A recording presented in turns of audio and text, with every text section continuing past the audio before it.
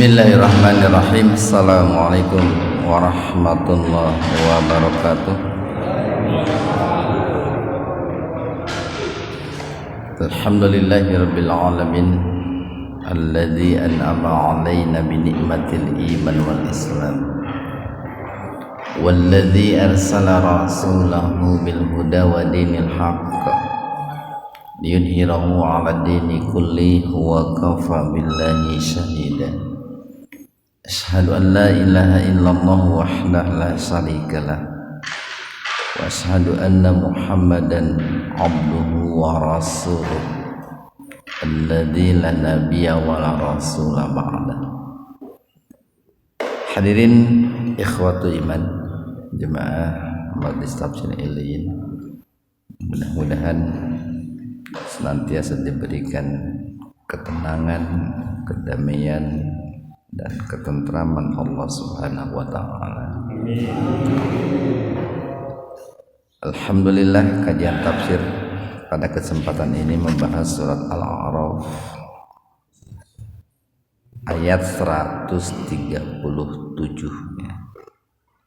Al-A'raf ayat 137, di mana pada ayat sebelumnya Allah Subhanahu wa taala setelah Nabi Musa alaihi salam telah mencapai puncaknya, beliau berdakwah kepada kaumnya, kepada Fir'aun dan juga para pengikutnya, sampailah kepada sebuah titik bahwa Fir'aun betul-betul tidak mau mendengar seruan Nabi Musa alaihi salam. Bahkan Fir'aun melakukan perlawanan atau memberikan bukan hanya ancaman tapi juga siksaan. Fir'aun yang sebelumnya barangkali tadi berdebatlah dengan Nabi Musa, itu menggunakan kekuatan logika, sudah berubah menggunakan logika kekuatan, yang pada akhirnya Allah pun kirimkan hukumannya berkali-kali dengan berbagai macam bentuk hukuman. Dari mulai Allah mengirimkan tufan, banjir yang sangat besar, kemudian Allah pun kirimkan pasukan jarod, semut, belalang. Allah pun kirimkan pasukan kumal, kutu busuk. Allah pun kirimkan pasukan dafadi, adibda, katak. Kemudian Allah pun kirimkan darah, Tapi tetap saja Fir'aun dan para pengikutnya itu mengingkari janjinya, yang pada akhirnya Allah menenggelamkan Fir'aun. Cukup banyak dalam Al-Quran peristiwa yang terkait dengan menenggelamkan. Satu di antaranya adalah Allah menghukum Nabi Yunus alaihi salam, yaitu dengan cara beliau ditenggelamkan dalam perut ikan. Tapi kemudian Nabi Yunus, karena beliau berdoa, bertaubat kepada Allah, akhirnya Allah selamatkan. Walaupun sebetulnya menurut kita apa yang dilakukan oleh Nabi Yunus itu bukan sebuah dosa kalau menurut ukuran kita. Tapi untuk ukuran seorang nabi beda lagi. Hal sekecil apapun langsung ditegur oleh Allah Subhanahu wa taala. Berbeda dengan Fir'aun, karena kesalahannya, dosanya sudah sangat melampaui batas Setelah Allah tenggelamkan, Fir'aun itu tidak diselamatkan oleh Allah Subhanahu wa taala. tapi langsung dibinasakan oleh Allah Subhanahu wa taala. Nah, di ayat 137 ini Allah berfirman, wa dan aurasna. Aurasna itu waris, Pak. Dan kami wariskan gitu. Kami pusakakan. Kemarin kita sampaikan kalau menggunakan istilah waris itu lebih kuat bila dibandingkan dengan istilah memberi gitu. Karena kalau menggunakan istilah waris berarti kan di situ ada sebuah persyaratan. Kenapa seseorang itu mendapatkan warisan? Atau kenapa suatu kaum mendapatkan warisan? Dan kami wariskan al-qauma. Ini kata kaum memakai alif lam karena sudah ma'rifah itu. Disebutnya alif lam ma'rifah itu. Jadi sudah ma'ruf, sudah diketahui siapa kaum yang dimaksud, yaitu orang-orang Bani Israel. Kami wariskan kepada orang-orang Bani Israel, alladzina, mereka itu orang-orang yang kanu itu merupakan bentuk madi, waktu lampau, yang dahulunya, keadaan mereka dahulunya atau sebelumnya, yustad'afuna, mereka dilemahkan gitu. Mereka bukan hanya dilemahkan tapi disengsarakan atau dijajah, disiksa gitu, diambil hak-haknya gitu. Nah, dalam kurun waktu yang sangat panjang gitu. Jadi penindasan atau perbudakan yang dilakukan oleh Fir'aun kepada Bani Israel itu dalam kurun waktu yang sangat panjang. Tapi kemudian Allah ganti itu, Pak, dari penindasan itu dengan kenikmatan. Setelah Allah mengirim Nabi Musa dan juga Nabi Harun kepada mereka untuk membebaskan mereka, memerdekakan mereka. Kemudian Allah wariskan kepada mereka itu apa? Masyrik itu timur. Masyarikal ardi, ya, bagian timur bumi. Wa magharibaha, dan juga bagian baratnya. Ada yang menafsirkan bahwa Masyarikal ardi di sini sebelah timur kota Mesir, Pak, yaitu Syam, atau lebih spesifiknya itu Palestina, Yerusalem. Atau kalau dilihat dalam sejarah itu lebih spesifiknya itu dari mulai ini Sungai Urdun sampai Laut Berkah. Nah, itu Allah wariskan kepada mereka sebuah negeri allati, yang mana barokna, kami berkahi, fiha, di dalamnya. Jadi Syam itu sebuah negeri yang subur, banyak sungai-sungai, banyak pepohonan, banyak tanaman yang tumbuh di sana.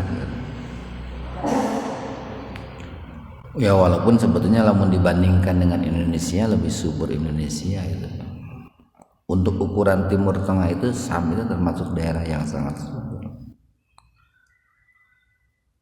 Watammat, dan sempurnalah.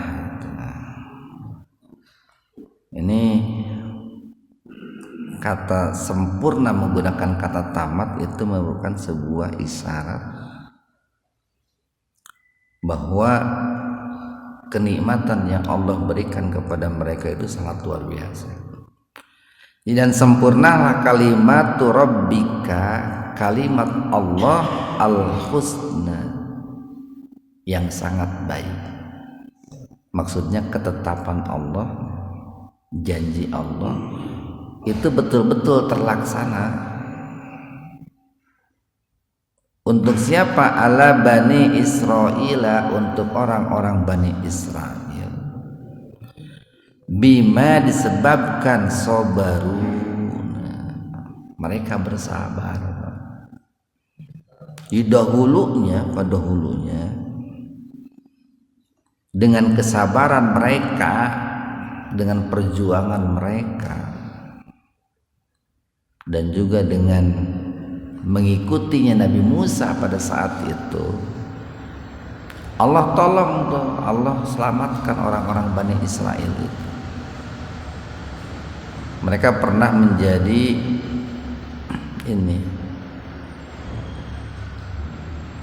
pernah berjaya, atau minimal mereka pernah selamat dari perbudakan Firaun itu. Nah, ini mengisyaratkan kepada kita begini, Pak. Jadi ketika orang itu diuji oleh Allah dengan musibah atau dengan ujian-ujian yang tidak diharapkan, kemudian dia bersabar, berdoa, berikhtiar yang benar, itu insya Allah Allah akan memberikan jalan keluar. Allah akan berikan solusi. Nah, cuman sayangnya seringkali setelah Allah berikan jalan keluar, manusia itu suka lupa diri gitu. Kembali lagi kepada jalan yang salah gitu. Itu yang disayangkan, begitu manusia. Bahkan bukan hanya Allah wariskan kepada mereka bagian timur dan barat, sebuah negeri yang subur dan makmur. Allah katakan nih kalimat berikutnya, wadammarna, dan kami luluh lantahkan itu. Damar, dari kalimatnya juga mengerikan itu, Pak. Damar yudamiru itu. Wandimun zaman ini medem itu, dam itu kan ya kayak suara ledakan, Pak, bom. Wadammarna gitu. Dan kami luluh lantahkan segala sesuatu karena yasna'u, yang dibuat Fir'aun oleh Fir'aun wa qaumuhu, dan juga kaumnya. Jadi semua bentuk pembangunan yang sifatnya duniawi yang dilakukan oleh Fir'aun dan kaumnya, itu semuanya Allah binasakan, Allah hancurkan. Areal pesawahan itu kan, Mesir itu terkenal subur. Areal pesawahan yang mereka bangun, bahkan mereka banggakan, itu Allah hancurkan. Kemudian Sungai Nil pun yang mereka banggakan, itu Allah hancurkan. Bangunan-bangunan mewah megah yang mereka banggakan, Allah hancurkan. Wa makanu ya'risun, dan semua apa yang mereka bangun ini. Jadi kalau tadi menggunakan yasna'u, kalau di sini menggunakan ya'risun. Kenapa? Karena yang dibangun oleh Fir'aun dan kaumnya itu ada beberapa aspek lah, beberapa aspek. Ada bangunan-bangunan yang terkait dengan fisik ya, sebuah tempat. Ada bangunan-bangunan yang terkait dengan perekonomian itu, Pak. Itu Allah hancurkan itu. Ayat berikutnya 138.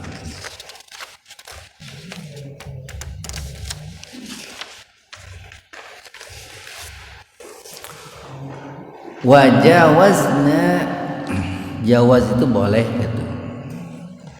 Jadi kalau bapak begini, boleh pinjam uang gitu, jawaz boleh gitu. Boleh pinjam payungnya, jawaz gitu. Boleh gitu. Wajawazna, dan kami perbolehkan gitu. Ada yang menafsirkan maknanya meloloskan gitu, atau menyeberangkan gitu. Jadi sebuah kata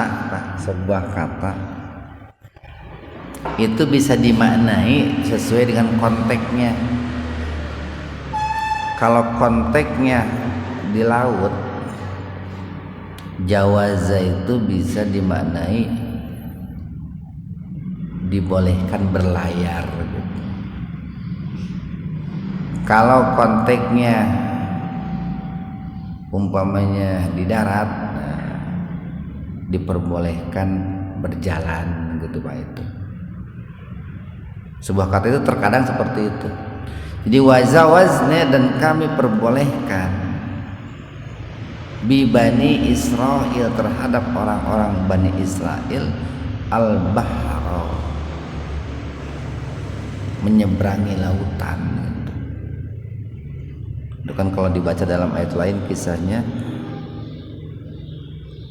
ketika mereka dikejar oleh Fir'aun, ya, di belakang ada pasukan Fir'aun.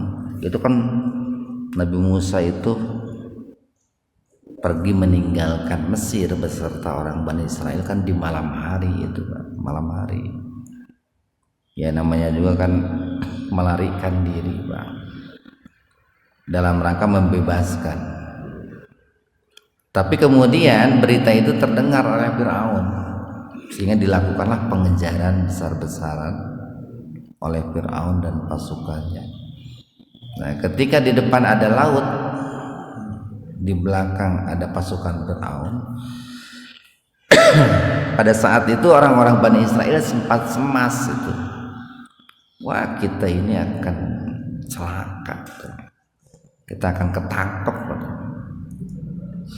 Apa jawab Nabi Musa? Tidak. Innallaha ma'ana, sesungguhnya Allah itu bersama kami, bersama kita. Itu pada saat itu Nabi Musa berusaha meyakinkan orang-orang Bani Israel. Kemudian datanglah pertolongan Allah. Allah perintahkan kepada Nabi Musa untuk melemparkan tongkatnya ke laut. Pada saat itu terbelahlah laut itu, kemudian mereka menyeberangi. Nah ini, jadi menyeberangi itu di sini menggunakan kata wajawazna bi Bani Israil al-bahr. Kemudian Fir'aun mengikuti dari belakang. Nah, setelah Nabi Musa dan orang Bani Israel sampai di pinggir laut atau berhasil menyeberangi laut, Allah perintahkan kembali Nabi Musa untuk memukulkan kembali tongkatnya ke laut, dan tiba-tiba laut itu pun yang tadinya terbentang jalan itu menyatu kembali. Nah, setelah mereka selamat nih Pa'atu, lalu mereka datang atau sampai ala qaumin, terhadap suatu kaum yakufuna i'tikaf,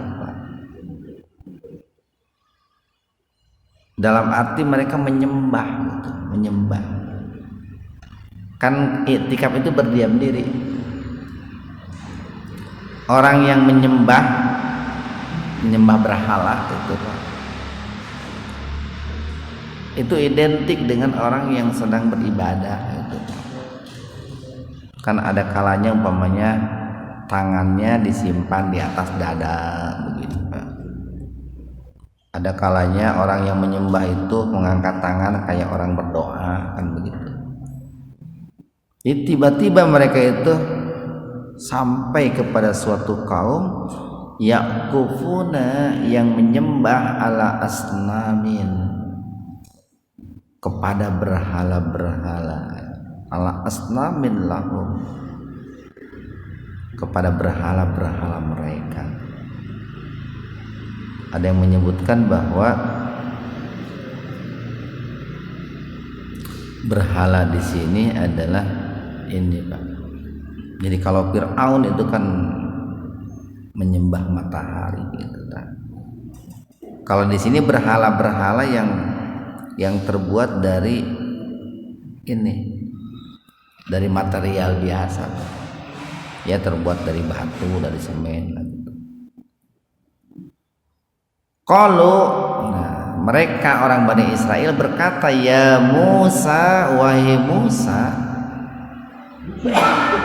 ij'al, tolong jadikan lana untuk kami ilahan, sesembahan-sesembahan, Tuhan-Tuhan, kama sebagaimana lahum mereka alihatun, memiliki sesembahan-sesembahan. Ini kan mungkin bisa kebayang oleh kita, Pak, jarak, baik jarak waktu ataupun jarak tempat. Jarak tempat dari mulai laut itu, Pak, dari mulai mereka diselamatkan di laut sampai ke tempat itu,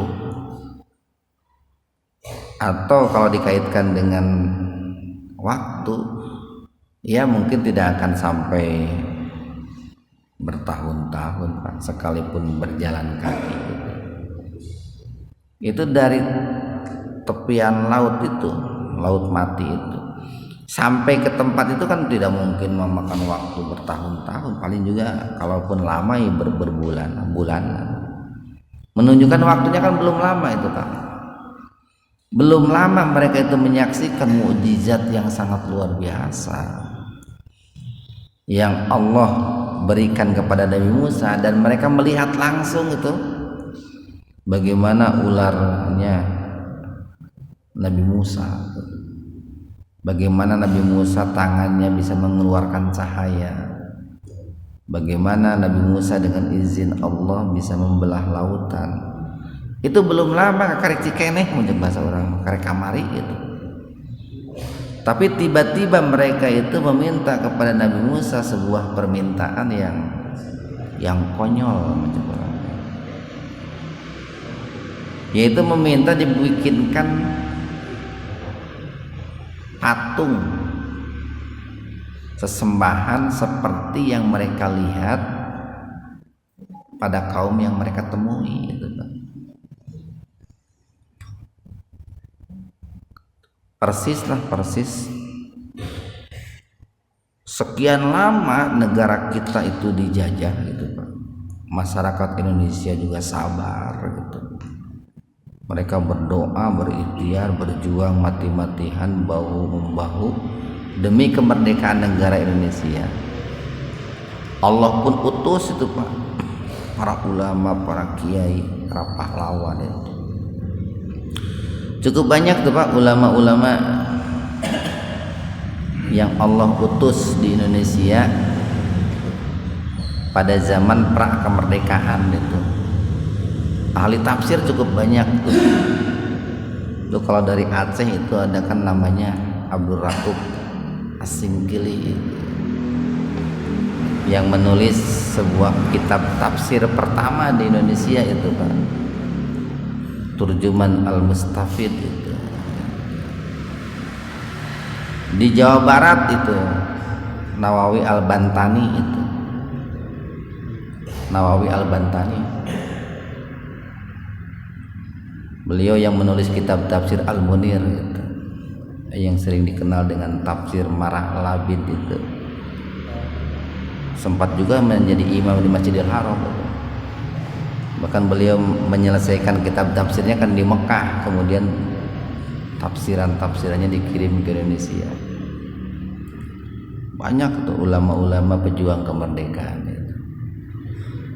Tetapi belum lama merdeka kan banyak hal aneh-aneh gitu yang dilakukan oleh masyarakat Indonesia. Padahal kakare kamari kok Allah teh dimerdekakan gitu, ditolong, diselamatkan gitu. Nah maka pada saat itu Nabi Musa berkatalah Nabi Musa, innakum kalian ini qaumun tajhalun, kaum yang bodoh, kaum yang tolol. Sudah diberikan ilmu, sudah diberikan pengetahuan, diperlihatkan mukjizat-mukjizat yang langsung dari Allah, malah minta yang aneh-aneh gitu. Inna sesungguhnya haulai mereka para penyembah berhala itu mutabbarun tarokah itu akan ditinggalkan mahum fihi oleh sesembahan-sesembahannya.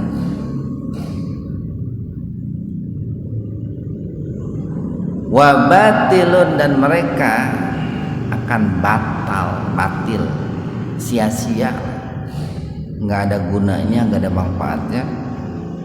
Maka nu ya'malun, apa yang mereka perbuat. Karena begini Pak, salah satu penyebab sebuah bangsa, sebuah negeri itu dijajah Pak, itu karena mereka itu percaya kepada selain Allah Pak. Jadi ketika sebuah bangsa percaya kepada selain Allah, itu biasanya akan bodoh. Kenapa bodoh? Karena mereka mempertuhankan sesuatu yang tidak mendatangkan manfaat dan madarat, memperbudak diri lah kepada sesuatu yang tidak punya kekuatan itu. Kan orang kalau di hadapan patung itu kan manggut-manggut Pak, memperbudak diri. Nah, sementara kalau orang beriman memperbudak diri kepada Allah, Allah kan maha kuat, maha perkasa, bisa memberikan pertolongan gitu. Nah maka Nabi Musa mengatakan sesungguhnya mereka itu adalah kaum yang akan ditelantarkan, yang akan ditinggalkan itu. Nah makanya salah satu dakwah atau model dakwah pertama gitu, yang banyak dilakukan oleh para ulama, baik di Indonesia ataupun di negeri-negeri lain, itu biasanya membebaskan masyarakatnya dari penghambaan kepada berhala-berhala, kepada patung-patung.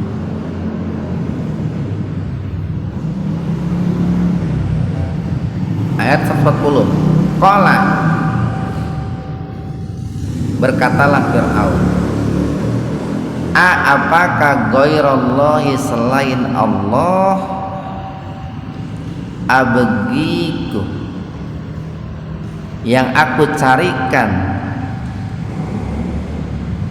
ilahan, sebagai ilah. Apakah selain Allah aku harus mencarikan ilah untuk kalian? Yang bener we atuh gitu. Masa saya harus mencarikan Tuhan selain Allah untuk kalian? Kan kemarin baru saja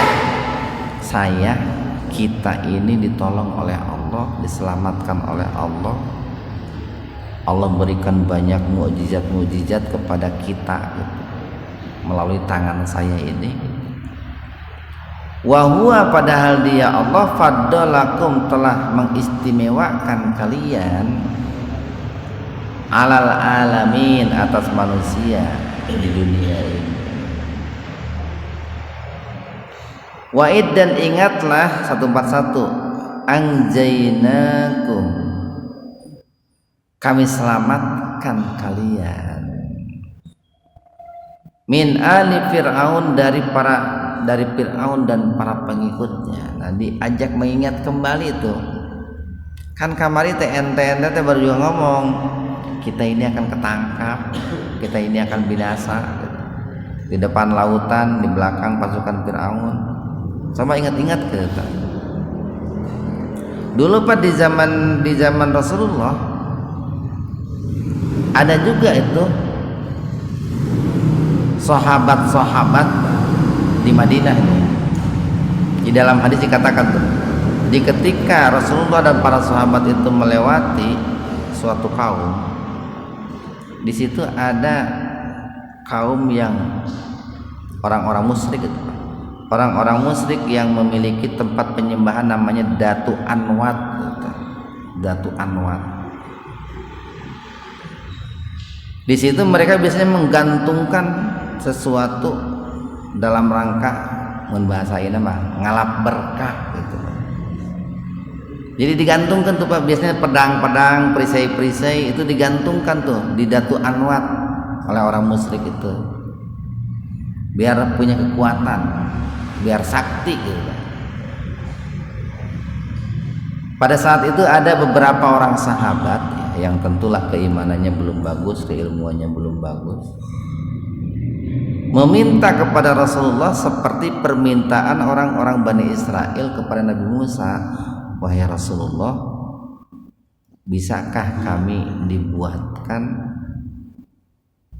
tempat tabaruk? Bahasa orang mah dia ada tabaruk, ada tabamuh gitu Pak. Kalau tabaruk itu ngalap berkah teh gede. Ngalap berkah. Biasanya ngalap berkah tidak kuburan orang-orang soleh. Ayat tai hayam di kuburan orang soleh dibawa balik gitu. Ima tai hayam lain tai hayam biasa ima. Ima tai hayam tina kuburan mama anu saya anu gitu. Manggih naon we dina kuburan aya cacing dibawa balik gitu. Ieu mah lain cacing biasa ieu mah cenah. Dibeli ke batur beli kurang 2 juta embung gitu.